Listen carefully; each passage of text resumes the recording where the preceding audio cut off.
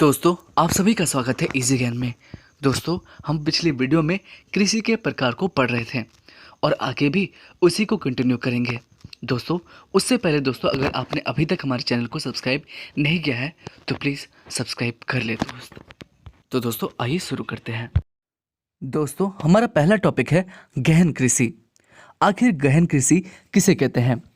दोस्तों, इस प्रकार की कृषि में अधिकाधिक उत्पादन प्राप्त करने के उद्देश्य से प्रति इकाई भूमि पर पूंजी और श्रम अधिक मात्रा में लगाया जाता है। दोस्तों, इस प्रकार की खेती में अधिक फसलों का उत्पादन हो, अधिक मेरा उत्पाद हो, इसके उद्देश्य से प्रति इकाई भूमि पर ज़्यादा पूंजी और ज़्यादा ही श्रम लगाया जाता है।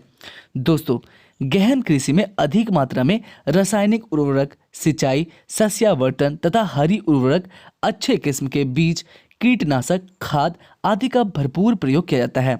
दोस्तों, गहन कृषि में अधिकाधिक उत्पादन प्राप्त करने के उद्देश्य से प्रति इकाई भूमि पर पूंजी और श्रम अधिक मात्रा में लगाया जाता है। गहन कृषि में अधिक मात्रा में रासायनिक उर्वरक, सिंचाई, सस्यावर्धन तथा हरी उर्वरक, अच्छे किस्म के बीज, कीटनाशक, खाद आदि का भरपूर प्रयोग किया जाता है। दोस्तों, फिर है अगला हमारा विस्तृत कृषि। आखिर हम विस्तृत कृषि कहते किसे हैं?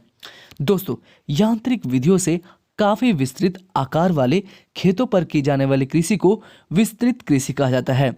दोस्तों, यांत्रिक विधियों से यांत्रिक विधियों से काफी विस्तृत आकार वाले खेतों पर की जाने वाली कृषि को क्या कहते हैं? विस्तृत खेती या विस्तृत कृषि कहते हैं।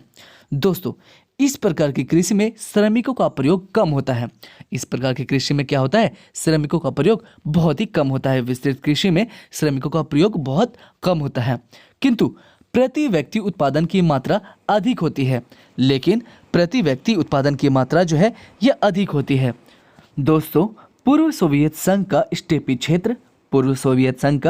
क्षेत्र यूएसए का मध्यवर्ती, ठीक है, पूर्व सोवियत संघ का स्टेपी क्षेत्र यूएसए का मध्यवर्ती तथा पश्चिमी मैदान भाग और कनाडा का प्रेरी भाग या प्रेरी क्षेत्र, अर्जेंटीना का पंपास क्षेत्र तथा ऑस्ट्रेलिया का डाउन्स क्षेत्र विस्तृत कृषि के अंतर्गत आता है। दोस्तों, बहुत ही इंपॉर्टेंट है ये। पूर्व सोवियत संघ का स्टेपी क्षेत्र, यूएसए का मध्यवर्ती तथा पश्चिमी मैदानी भाग, कनाडा का प्रेरी क्षेत्र, अर्जेंटीना का पंपास क्षेत्र तथा ऑस्ट्रेलिया का डाउन्स क्षेत्र जो है किस कृषि के अंतर्गत आता है? तो ये विस्तृत कृषि के अंतर्गत आता है। दोस्तों, हमारा अगला है मिश्रित कृषि। आखिर मिश्रित खेती कहते किसे हैं? दोस्तों, इस प्रकार की कृषि में कृषि कार्यों के साथ साथ पशुपालन का कार्य भी किया जाता है। इस प्रकार की कृषि में कृषि कार्यों के साथ साथ पशुपालन का कार्य भी किया जाता है। दोस्तों, इस प्रकार की खेती में क्या होता है? खेती तो करते ही हैं और साथ साथ हम पशुपालन का भी काम करते हैं। दोस्तों, संपूर्ण यूरोप महाद्वीप, यूएसए के पूर्वी भाग, दक्षिण पूर्वी ऑस्ट्रेलिया, अर्जेंटीना के पंपास क्षेत्र, दक्षिण अफ्रीका तथा न्यूजीलैंड में मिश्रित कृषि का प्रचलन अधिक पाया जाता है। दोस्तों, मिश्रित कृषि का प्रचलन अधिक कहाँ पाया जाता है? तो दोस्तों, संपूर्ण यूरोप महाद्वीप, यूएसए के पूर्वी भाग, दक्षिण पूर्वी ऑस्ट्रेलिया, अर्जेंटीना के पंपास क्षेत्र, दक्षिण अफ्रीका तथा न्यूजीलैंड में मिश्रित कृषि का प्रचलन अधिक पाया जाता है। दोस्तों, अगला है हमारा रोपण या बागवानी कृषि। हमारा अगला पॉइंट है रोपण या बागवानी खेती। आखिर रोपण या बागवानी खेती किस प्रकार करते हैं? दोस्तों, यह एक प्रकार की पूर्णतः व्यापारिक उद्देश्यों से की जाने वाली खेती है। दोस्तों, इसका उद्देश्य ही होता है व्यापार करना। दोस्तों, जिसमें नगदी फसलों का उत्पादन किया जाता है। दोस्तों, इसके अंतर्गत बड़े बड़े फार्मों की स्थापना करके कारखानों की भांति किसी एक फसल विशेष की कृषि की जाती है। दोस्तों, जैसे कारखानों में किसी एक प्रोडक्ट्स का निर्माण किया जाता है, ज़्यादातर प्रोडक्ट्स निर्माण होते हैं, उसी प्रकार इस खेती में जो है इसका उद्देश्य होता है व्यापार। दोस्तों, इस खेती में फार्मों की स्थापना करके कारखानों की भांति किसी एक फसल विशेष की कृषि की जाती है। दोस्तों, अगर उदाहरण की ओर देखें तो जैसे रबड़, कोको, कहवा, नारियल, चाय, कपास, पटसन आदि। दोस्तों, रोपण या बागवानी कृषि एक प्रकार का पूर्णतः व्यापारिक उद्देश्यों से की जाने वाली कृषि है, जिसमें नकदी फसलों का उत्पादन किया जाता है। इसके अंतर्गत बड़े बड़े फार्मों की स्थापना करके कारखानों की भांति किसी एक फसल विशेष की कृषि की जाती है। जैसे रबड़, कोको, कहवा, नारियल, चाय, कपास, पटसन आदि। दोस्तों अगला है हमारा डेयरी फार्मिंग। डेयरी फार्मिंग क्या है? दोस्तों यह एक प्रकार की विशेषीकृत कृषि है जिसमें दूध देने वाले पशुओं के प्रजनन एवं उनके पालन पर विशेष ध्यान दिया जाता है। दोस्तों यह एक प्रकार की विशेषीकृत कृषि है जिसमें दूध देने वाले पशुओं के प्रजनन एवं उनके पालन पर विशेष गौर किया जाता है, विशेष ध्यान दिया जाता है।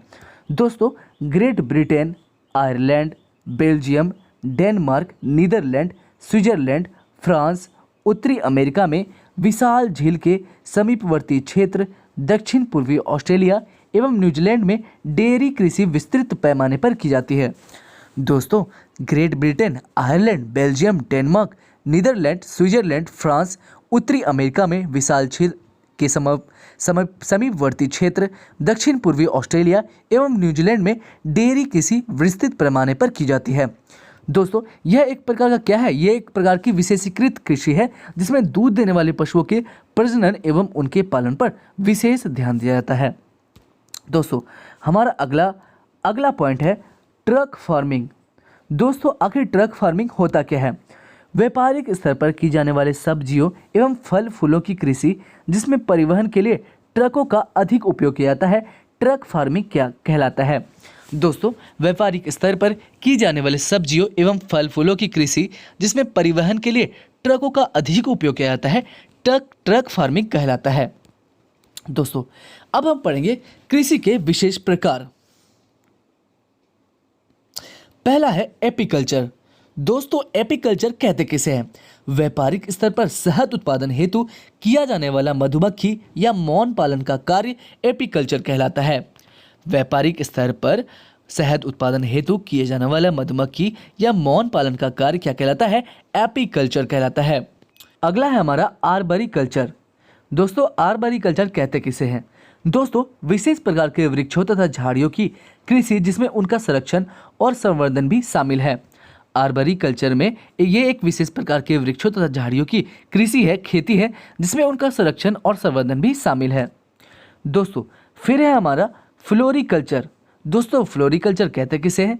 तो व्यापारिक स्तर पर की जाने वाले फूलों की कृषि, ठीक है, व्यापारिक स्तर पर की जाने वाले फूलों की कृषि को फ्लोरिकल्चर कहते हैं। किसे कहते हैं? फूलों की कृषि को क्या कहते हैं? तो फ्लोरिकल्चर कहते हैं। मधुमक्खी का पालन कार्य को क्या कहलाता है? एपीकल्चर कहलाता है। किसके उत्पादन हेतु? तो शहद के उत्पादन हेतु। फिर है हमारा हार्टिकल्चर। दोस्तों हार्टिकल्चर किसे कहते हैं? व्यापारिक स्तर पर किया जाने वाला विभिन्न प्रकार के फलों का उत्पादन क्या कहलाता है? हार्टिकल्चर कहलाता है। व्यापारिक स्तर पर किया जाने वाला विभिन्न प्रकार के फलों का उत्पादन हार्टिकल्चर कहलाता है। दोस्तों फिर अगला है हमारा हॉर्टिकल्चर। दोस्तों हॉर्टिकल्चर कहते किसे हैं? सवारी और यातायात के लिए उन्नत प्रजाति के घोड़ों और खच्चरों के व्यापारिक स्तर पर पालन की क्रिया को हॉर्टिकल्चर कहते हैं। सवारी और यातायात के लिए उन्नत प्रजाति के लिए घोड़ों और खच्चरों के व्यापारिक स्तर पर पालन की क्रिया को हॉर्टिकल्चर कहा जाता है। दोस्तों फिर है हमारा मैरीकल्चर। दोस्तों मैरीकल्चर कहते कैसे हैं? व्यापारिक उद्देश्यों की पूर्ति हेतु समुद्री जीवों के उत्पादन की क्रिया को मैरीकल्चर कहा जाता है। व्यापारिक उद्देश्यों की पूर्ति हेतु समुद्री जीवों के उत्पादन की क्रिया को क्या कहलाता है? तो मैरीकल्चर कहा जाता है। किसके उद्देश्य से? व्यापारिक उद्देश्य से। दोस्तों अगला है ओलेरीकल्चर। दोस्तों ओलेरीकल्चर कहते किसे हैं? तो जमीन पर फैलने वाली विभिन्न प्रकार की सब्जियों की कृषि को ओलेरीकल्चर कहते हैं। जमीन पर फैलने वाली विभिन्न प्रकार की सब्जियों की कृषि को ओलेरीकल्चर कहा जाता है। दोस्तों फिर है हमारा पीसीकल्चर। दोस्तों पीसीकल्चर कहते किसे हैं? तो व्यापारिक स्तर पर की जाने वाली मछली पालन की क्रिया को पीसीकल्चर कहते हैं। मछली पालन की क्रिया को, व्यापारिक स्तर पर की जाने वाली मछली पालन की क्रिया को पीसीकल्चर कहते हैं। नेक्स्ट हमारा सिल्वीकल्चर। दोस्तों सिल्वीकल्चर कहते किसे हैं? तो वनों के संरक्षण एवं संवर्धन से संबंधित क्रिया को सिल्वीकल्चर कहते हैं। वनों के संरक्षण एवं संवर्धन से संबंधित क्रिया को क्या कहते हैं? सिल्वीकल्चर। दोस्तों अगला है हमारा सेरीकल्चर। दोस्तों सेरीकल्चर कहते किसे हैं? व्यापारिक स्तर पर की जाने वाली रेशम पालन की क्रिया जिसमें शहतूत आदि की कृषि भी सम्मिलित होती है, उसे हम सेरीकल्चर कहते हैं। व्यापारिक स्तर पर की जाने वाली रेशम पालन की क्रिया जिसमें शहतूत आदि की कृषि भी की जाती है, सम्मिलित होती है, उसे हम सेरीकल्चर कहते हैं। दोस्तों फिर है हमारा विटीकल्चर। तो विटीकल्चर कहते किसे हैं? तो व्यापारिक स्तर पर की जाने वाले अंगूर उत्पादन की क्रिया को विटीकल्चर कहते हैं। अंगूर उत्पादन की क्रिया को क्या कहते हैं? विटीकल्चर। फिर है हमारा वेजिकल्चर। दोस्तों वेजिकल्चर कहते किसे हैं? तो दक्षिण पूर्वी एशिया में आदि मानव द्वारा सर्वप्रथम की गई वृक्षों की आदिम कृषि को वेजिकल्चर कहते हैं। दक्षिण पूर्वी एशिया में आदि मानव द्वारा सर्वप्रथम की गई वृक्षों की आदिम कृषि को, आदिम खेती को वेजिकल्चर कहते हैं। फिर है हमारा ओलिविकल्चर। तो दोस्तों ओलिविकल्चर कहते किसे हैं? दोस्तों व्यापारिक स्तर पर की जाने वाली जैतून की कृषि को ओलिविकल्चर कहते हैं। व्यापारिक स्तर पर की जाने वाली जैतून की कृषि को क्या कहते हैं? ओलिविकल्चर कहते हैं। दोस्तों फिर है हमारा वर्मीकल्चर। क्या है? वर्मीकल्चर। दोस्तों व्यापारिक स्तर पर की जाने वाली केचुओं पालन की क्रिया को वर्मीकल्चर कहते हैं। व्यापारिक स्तर पर की जाने वाली केचुओं की पालन की क्रिया को वर्मीकल्चर कहते हैं। फिर हमारा मेरीकल्चर। तो दोस्तों मेरीकल्चर किसे कहते हैं? रेशम कीट हेतु व्यापारिक स्तर पर की जाने वाली शहतूत की कृषि को मेरीकल्चर कहते हैं। रेशम कीट हेतु व्यापारिक स्तर पर की जाने वाली शहतूत की कृषि को क्या कहते हैं? मोरीकल्चर कहते हैं। दोस्तों अब हम कृषि क्षेत्र के जितने भी कार्यक्रम चल रहे हैं, प्रमुख मिशन चल रहे हैं, उन सारे को देखेंगे। दोस्तों major mission programs for agriculture sector. दोस्तों पहले हम बात करेंगे प्रधानमंत्री कृषि सिंचाई योजना PMKSY। दोस्तों भारतीय कृषि की मानसून पर निर्भरता कम करने और हर खेत तक सिंचाई सुविधा पहुंचाने के उद्देश्य से 1 जुलाई 2015 को प्रधानमंत्री नरेंद्र मोदी की अध्यक्षता में आर्थिक मामलों पर मंत्रिमंडलीय समिति ने प्रधानमंत्री कृषि सिंचाई योजना को अपनी स्वीकृति प्रदान की। तो दोस्तों भारतीय कृषि की मानसून पर निर्भरता कम करने के उद्देश्य से, किससे? मानसून पर निर्भरता कम करने के उद्देश्य से और हर खेत तक सिंचाई सुविधा जो है पहुंचाने के उद्देश्य से 1 जुलाई 2015 को प्रधानमंत्री नरेंद्र मोदी की अध्यक्षता में आर्थिक मामलों पर मंत्रिमंडलीय समिति ने प्रधानमंत्री कृषि सिंचाई योजना को अपनी स्वीकृति की दी। ठीक है, तो किसने दी? मंत्रिमंडलीय समिति ने। ठीक है, आर्थिक मामलों पर मंत्रिमंडलीय समिति ने प्रधानमंत्री कृषि सिंचाई योजना को अपनी स्वीकृति प्रदान की। दोस्तों इसमें 5 सालों 2015 से 16 से 2019 से 20 के लिए 50,000 करोड़ रुपए राशि का प्रावधान किया गया है। तो दोस्तों PMKSY योजना के तहत कितने रुपए का प्रावधान किया गया है? तो 50,000 करोड़ रुपए का प्रावधान किया गया। कितने रुपए का? 50,000 करोड़ रुपए का राशि का प्रावधान किया गया है। दोस्तों PMKSY को वर्तमान में संचालित योजनाओं तथा त्वरित सिंचाई कार्यक्रम AIBP, समेकित वाटरशेड प्रबंधन कार्यक्रम IWMP तथा राष्ट्रीय टिकाऊ कृषि मिशन NMSA एवं खेत पर जल प्रबंधन OFWM के घटक के एकीकरण से विकसित किया गया है। दोस्तों PMKSY को वर्तमान में संचालित योजनाओं द्वारा त्वरित सिंचाई कार्यक्रम AIBP, समेकित वाटरशेड प्रबंधन कार्यक्रम IWMP तथा राष्ट्रीय टिकाऊ कृषि मिशन NMSA एवं खेत पर जल प्रबंधन OFWM के घटक के एकीकरण से डेवलप किया गया है, एकीकरण से विकसित किया गया है। दोस्तों राष्ट्रीय स्तर पर इस योजना की निगरानी प्रधानमंत्री की अध्यक्षता में सभी संबंधित मंत्रालयों के केंद्रीय मंत्रियों के साथ गठित एक अंतर मंत्रालयीय राष्ट्रीय संचालन समिति द्वारा की जाएगी, जबकि राज्य के स्तर पर योजना का कार्यान्वयन संबंधित राज्य के मुख्य सचिव की अध्यक्षता में राज्य स्तरीय मंजूरी देने वाली समिति SLSC द्वारा किया जाएगा। दोस्तों राष्ट्रीय स्तर पर, ठीक है, राष्ट्रीय स्तर पर इस योजना की निगरानी कौन करेगा? प्रधानमंत्री की अध्यक्षता में होगा। ठीक है, और सभी संबंधित मंत्रालयों के केंद्रीय मंत्रियों के साथ गठित एक अंतर मंत्रालयीय राष्ट्रीय संचालन समिति, ठीक है, मंत्रालयीय राष्ट्रीय संचालन समिति NSC, ठीक है, एक अंतर मंत्रालयीय राष्ट्रीय संचालन समिति NSC द्वारा की जाएगी। ठीक है, इसका जो नियंत्रण है, इसका जो निगरानी है वो कौन करेगा? एक अंतर मंत्रालयीय राष्ट्रीय संचालन समिति NSC द्वारा किया जाएगा। जबकि राज्य के स्तर पर योजना का जो है, अगर हम राज्य के स्तर की ओर जाएं, जबकि राज्य के स्तर पर योजना का कार्यान्वयन जो है संबंधित राज्य के मुख्य सचिव की अध्यक्षता में, किसकी अध्यक्षता में? मुख्य सचिव की अध्यक्षता में राज्य स्तरीय मंजूरी देने वाली समिति SLSC द्वारा की जाएगी। ठीक है, अगर आपसे पूछे कि राष्ट्रीय स्तर पर कौन करेगा तो NSC, ठीक है, मंत्रालय राष्ट्रीय संचालन समिति, ठीक है, जिसकी अध्यक्षता किससे है, कौन करेगा तो प्रधानमंत्री करेगा। ठीक है, अगर राज्य स्तरीय में बात करें तो राज्य की स्तर का जो है अध्यक्षता कौन करेगा तो मुख्य सचिव करेगा। किस समिति की अध्यक्षता करेगा, ठीक है, SLSC का। ठीक है, SLSC ही इसकी मंजूरी देगी। दोस्तों अब हम बहुत ही इंपॉर्टेंट पढ़ेंगे राष्ट्रीय खाद्य सुरक्षा मिशन NFSM, राष्ट्रीय खाद्य सुरक्षा मिशन NFSM। आइए बात करते हैं कि राष्ट्रीय खाद्य सुरक्षा मिशन NFSM है क्या। दोस्तों इसकी शुरुआत हुई थी अक्टूबर 2007 में। ये कब प्रारंभ हुआ था, अक्टूबर 2007 में। राष्ट्रीय खाद्य सुरक्षा मिशन NFSM कब प्रारंभ हुआ था, अक्टूबर 2007 में। दोस्तों इसका उद्देश्य क्या था, इसका उद्देश्य था कृषि उत्पादकता में वृद्धि करके चावल, गेहूं तथा दाल के उत्पादन में क्रमशः 10, 8 और 2 मिलियन टन कुल 20 मिलियन की वृद्धि 11वीं पंचवर्षीय योजना के अंतर्गत करना था। किस योजना के अंतर्गत दोस्तों, तो 11वीं पंचवर्षीय योजना के अंतर्गत। ठीक है, इसकी वृद्धि जो है 11वीं पंचवर्षीय योजना के अंतर्गत करना था। दोस्तों राष्ट्रीय खाद्य सुरक्षा मिशन NFSM का प्रारंभ कब हुआ था, इसका शुरुआत कब हुआ था तो अक्टूबर 2007 में। इसका उद्देश्य क्या था तो कृषि उत्पादकता में वृद्धि करके चावल, गेहूं तथा दाल के उत्पादन में क्रमशः 10, 8 और 2 मिलियन टन कुल 20 मिलियन की वृद्धि 11वीं पंचवर्षीय योजना के अंतर्गत करना था। दोस्तों नेक्स्ट हमारा योजना है राष्ट्रीय कृषि विकास योजना RKVY, राष्ट्रीय कृषि विकास योजना RKVY। दोस्तों इसकी जो शुरुआत हुई थी ये हुई थी 16 अगस्त 2007 को। कब हुई थी शुरुआत, 16 अगस्त 2007 को।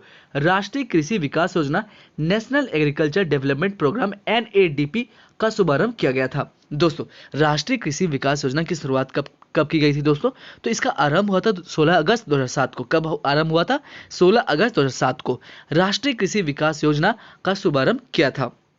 दोस्तों इसका लक्ष्य क्या था, इसका लक्ष्य था कि 11वीं पंचवर्षीय योजना के दौरान कृषि में 4% की वार्षिक वृद्धि प्राप्त करना था।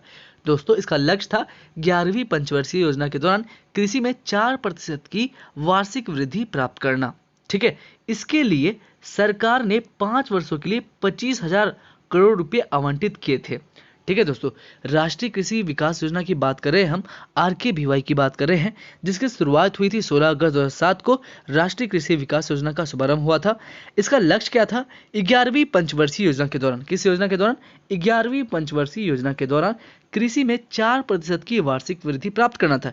इसके लिए सरकार ने 5 वर्षों के लिए 25,000 करोड़ रुपए आवंटित किए थे, 5 वर्षों के लिए। ठीक है दोस्तों, नेक्स्ट हमारा स्वरूप। अगर हम इसके स्वरूप की बात करें तो राष्ट्रीय कृषि विकास योजना RKVY राज्य आयोजना स्कीम है। ठीक है, तो बात करें इसकी राष्ट्रीय कृषि विकास योजना की स्वरूप की, तो राष्ट्रीय कृषि विकास योजना का जो स्वरूप है ये राज्य आयोजना स्कीम है। ये क्या है, राज्य आयोजना स्कीम है। इस योजना के तहत कोष का वितरण केंद्र सरकार द्वारा 100% अनुदान के रूप में प्रदान किया जाता है। दोस्तों इस योजना के तहत कोष का वितरण जो है केंद्र सरकार द्वारा 100% अनुदान के रूप में प्रदान किया जाता है।